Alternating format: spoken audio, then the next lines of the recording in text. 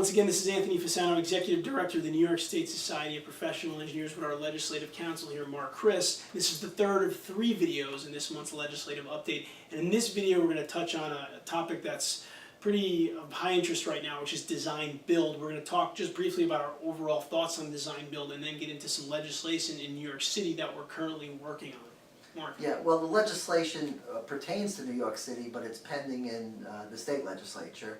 And it's currently, the end of session is right now, so it's very timely. Basically, the society's been very vigilant in the area of design build, and we've had a lot of energy put into formulating a position with respect to particularly public sector, but also private sector design build to some extent.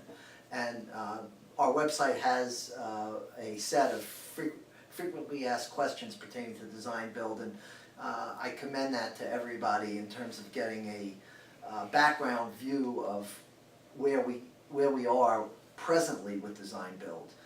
It's a complex area. It raises a lot of issues, and consequently you have to be very specific about the parameters of what you're talking about as a particular instance. So this New York City legislation, we were approached when it started to gain some momentum, and it has a lot of energy, political energy behind it, as a function of the fact that it's proposed by Mayor de Blasio, and he's made it a high priority. However, the problem that we have with the legislation is it does not have the types of quality assurance and public safety protections that we think are absolutely necessary for design build to be done properly.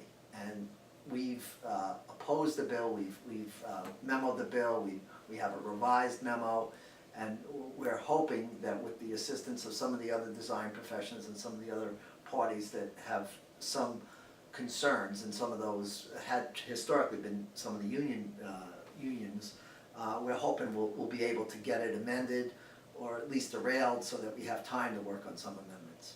Yeah, and it's important that our members know that we're certainly for the design build process, as long as, like Mark said, if there's quality assurance and public safety protections in place to ensure that. And that's, absolutely. And that's what we want to make sure that our members understand that. But then where there are situations like this specific legislation where we don't feel that those are in place, we need to oppose it, and we need to do it in a way that we think is best for the public and for our interest as a society, which is to further our mission.